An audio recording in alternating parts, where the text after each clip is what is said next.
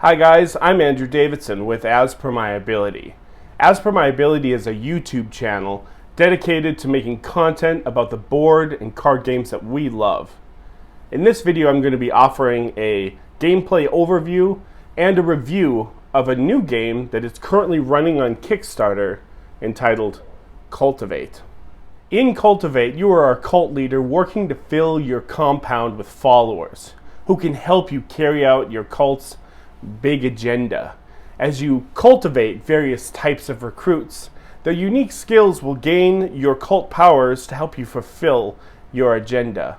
But watch out, if you become too powerful, the rival cult leaders may try to sabotage you or convert the followers that you can't keep in line to their own. You also might find yourself garnering unwanted attention and be subjected to undercover investigation at any time. Investigators, they can be bribed to leave your cult if you are willing to give up the followers. At times, you may find that some of your followers are not so helpful, and you may need to let them go to make room in your compound for followers who can better serve your agenda. Cultivate is a game designed and produced by Pops and Bijou Games. It is a competitive game. It plays 2 to 5 players, and the duration is anywhere from 20 to 60 minutes, depending on your player count. Also, the game is recommended for ages 14 and older. Now, as I've already explained, Cultivate is a game about growing your own cult. You will be competing against other members at the table who are also running their own cults to have the most prestigious cult at the table. Let me give you an overview of the gameplay, and then come on back and I'll give you my review of the game and see if it's something that you want to check out. It's currently on Kickstarter right now, so let's get to the game overview and then we'll get to my thoughts. Welcome to Cultivate, where it never rains, except for when it does. To begin by setting up the game, each player is going to take a leader card. These can be dealt out randomly, or characters can choose which ones that they want. And so once one is selected, like we will play with Cut the Bull, Ryan O'Hunter. Once they have selected their leader, they're going to flip it over and place it in front of them. If you are not playing with 5 players, you will have leftover leaders. They can be stored back in the box. The next thing that players are going to receive is a compound board. Now, the compound boards are double-sided. Some sides represent certain colors, some sides don't represent certain colors, and so players will be picking which side that they want to play with for their compound and place it next to their leader. Now, the leader has 3 different agendas that players can pick from. The topmost agenda are typically easier, medium, and then the lower ones are difficult. They yield point values, and what players are going to do at this point is they're going to take a cube and they're going to mark which agenda that they would like to work towards during the game. I have chosen the medium agenda, called arrow-minded. So in order to gain the 10 points at the end of the game, I need to have my compound looking like this grid. I need the yellow meeples like that in a certain pattern. If I do complete it like this, I will get the 10 points. If I don't, then players are not penalized for not achieving their agendas. They just don't get the points. The next part of setup requires the Cultivate deck. In the Cultivate deck, there are investigator cards. These are nasty cards. You're going to want to pull these out of the deck and set them aside. Then you will shuffle the deck, and you will deal 4 cards to each player. Once every player has 4 cards, then you can add the investigators into the deck and shuffle the deck so that your deck is ready to play. Now let's talk about all the meeples that are used in this game and what they represent. In the corner over here, the red meeples, these are celebrities. The purple meeples represent politicians. Yellow is scientists. Blue are academics. Green in the middle here are activists, or what I like to joke as tree huggers.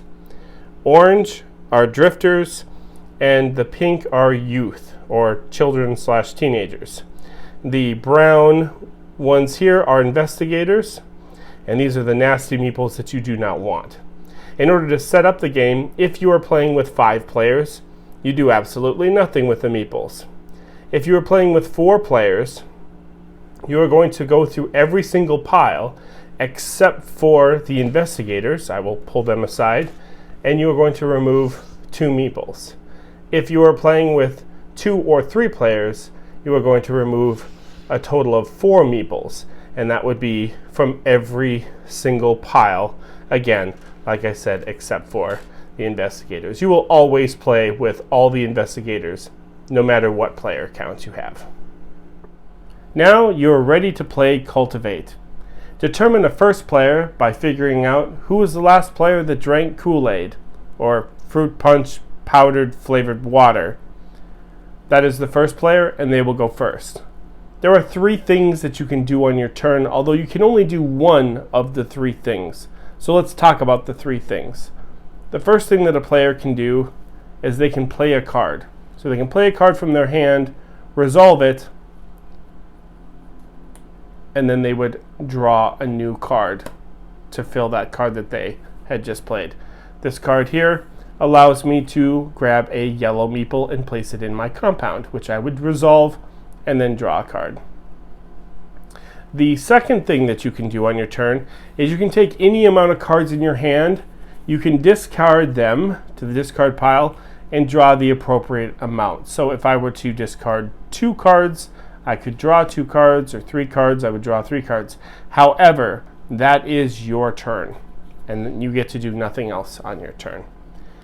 The third thing is called make an exchange, and it's a little more complicated. You're going to want to reference down here the values of the followers that you have, as celebrities and politicians are worth 3 points, scientists and academics are worth 2 points, and the rest of the lot are worth 1 point. Investigators are worth -4 points at the end of the game. If I wanted to take the make an exchange action, I could kill off a celebrity. Let's say I have a Johnny Depp here in my compound. I could kill him off, which would give me 3 points to exchange for 3 ones. So I could get 3 drifters, or I could get 1 youth and 2 drifters, or I could get an activist, a drifter, and a youth, or I could get something that's 2. It basically just has to have the same numerical value. If you get 3, you could do a 2 and a 1, or you could do 3 ones. You can also go the other way. You can kill off a bunch of 1s to get a higher numbered 1. However, at the start of the game, players are only allowed to make 1 exchange. And again, that is your turn. Since you did not play a card, you do not draw a card. That counts as your turn. Let's talk about some of the special cards that you can play on your turn. Now, some of them have special abilities and some of them are straightforward. So let's start with the straightforward one, which is this one that I showed here, where it says donate to a research center, gain 1 scientist follower. So I would play this card, I would discard it, and I would gain a yellow follower. And I would place the follower in my compound. However, there are some restrictions as to how you place your meeples in your compound. And the way that I describe this is I describe it as basically an upside down building. When you build a building, you start with the basement and you build from the ground up. So think of that thematically upside down, where you would have to be, this is your basement going up like this. So when you place, you have to place on the top row.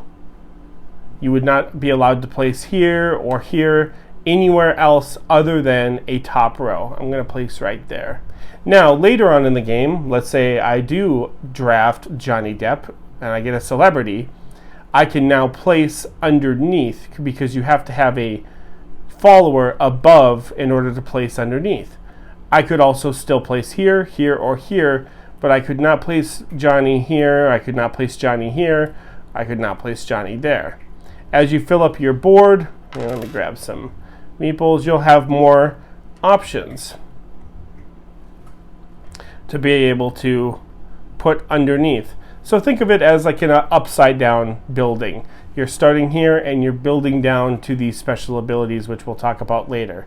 I should also note that when you draw cards, if you ever draw the investigator cards, the ones that we separated and then shuffled in, you must immediately resolve them, or show the card and resolve it.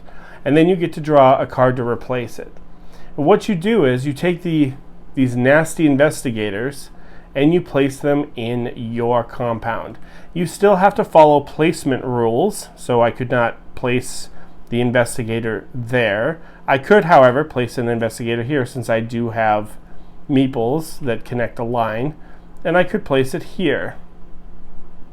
What does the investigator do? The investigator basically blocks off this entire column so that you can no longer place underneath an investigator. In fact, if you were to receive a second or third investigator, you're not allowed to place investigators under investigators, so this investigator would have to go, let's say, over here. So now I have this blocked off and these spots blocked off until I deal with these investigators. Now, earlier when I was talking about making an exchange, you can also discard 4 points worth of followers in order to get rid of one of the investigators. Again, that counts as your turn. What are some of the other special cards? Most of them are pretty self-explanatory. As I'll show you, some of them are just like, blue meeple, blue meeple. Here's a pink.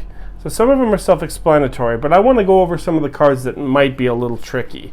So the first card that I'm going to talk about is Assign a New Task. This is where you can move one follower, or you can move an investigator as well, or switch positions of 2 followers in any compound.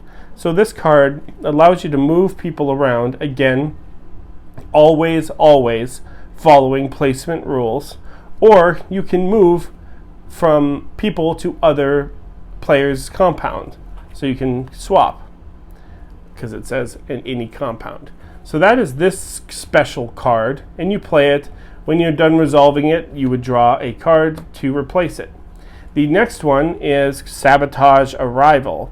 Move one investigator from any player's compound to another compound. Well, this one's great, because then I can just take that investigator. Remember, I had investigator here. I can just take him, and now I get to choose the placement of where it goes on another player's board. I have to follow placement rules, but I get the choice to be like, this is going to block off the most for them, or maybe I'll block off here because I don't want them to then hit the special ability. So that's Sabotage Arrival. That's that card.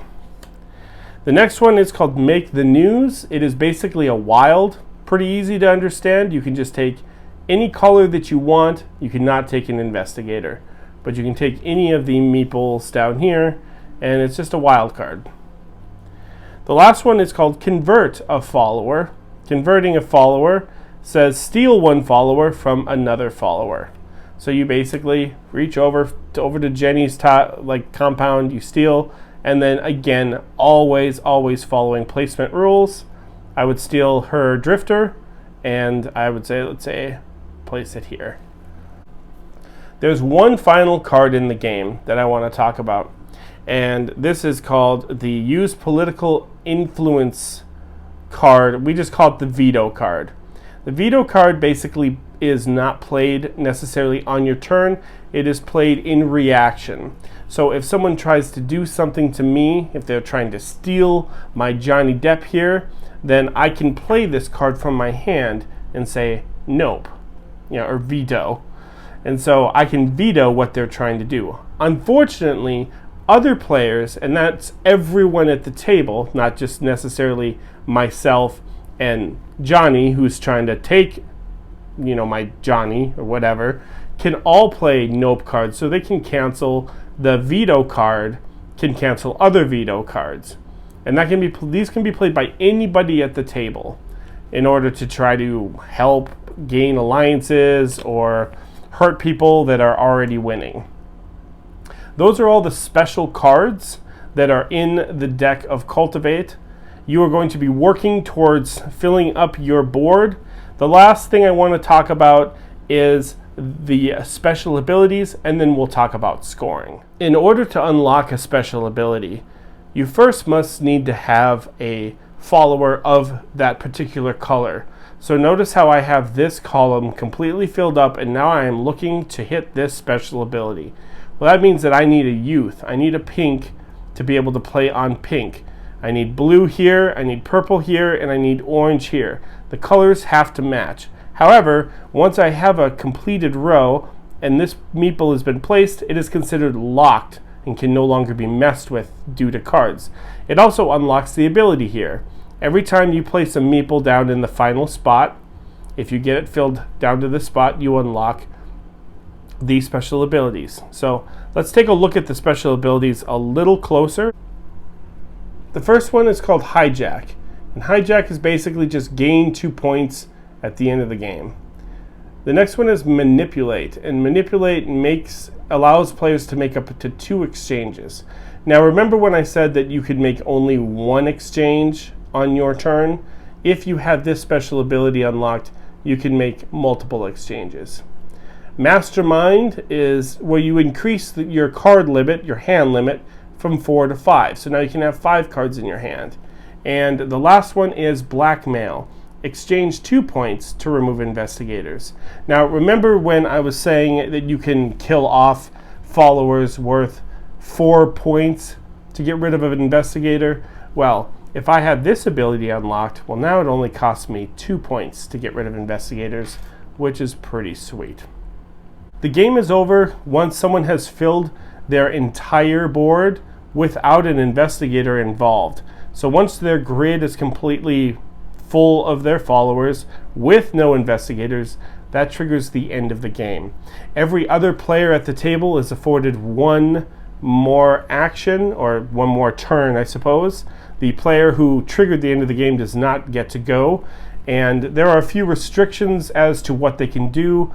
Since I have a completed board, I'm not allowed to be messed with, meaning you could not play a card to swap things or to steal from me, because the game has technically been triggered. So the game is over, meaning that I cannot be messed with. However, if my board was completely filled and I didn't trigger the end of the game, but I had an investigator involved, it is not considered a completed board, which means some of these nasty cards that I was going through earlier can be played. At the end of the game, you're going to add up points. The first thing that you're going to add up is basically all the meeples that you have in your compound. So all the followers have points, as we've talked about. You're going to want to get out a score pad or a calculator on your phone and just add up 3 plus 2 plus 1 plus 1 plus 1. Make sure that you add the hijack. If you've uncovered the hijack ability, you get plus 2 to your score. The next thing you're going to score is your agenda.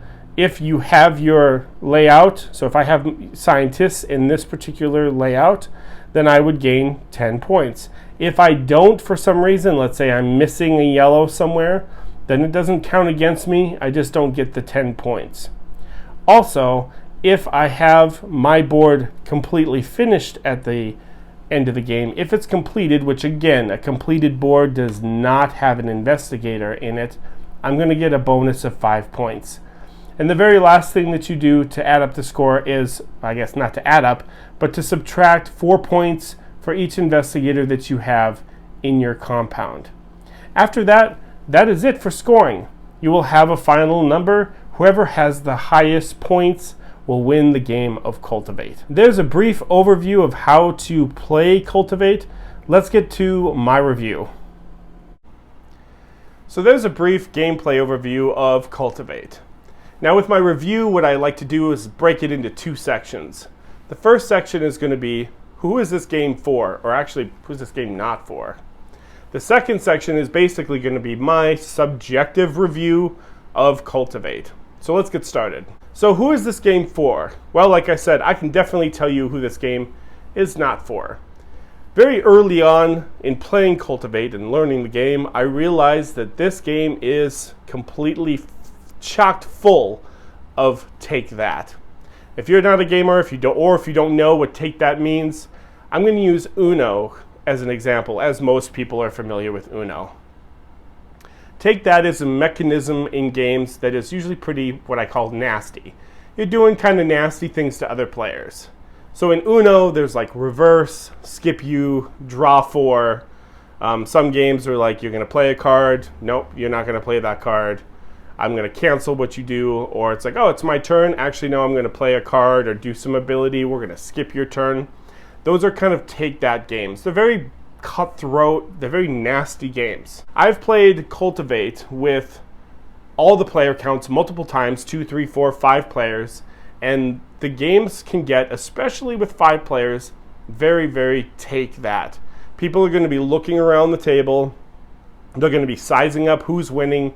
They're going to go after the winner. If you are somebody that does not like take that games, and they do exist, they are out there. If that's something that really upsets you, if you just want to look down at your board and just figure out your board and not have anybody mess with you, this game's probably not for you.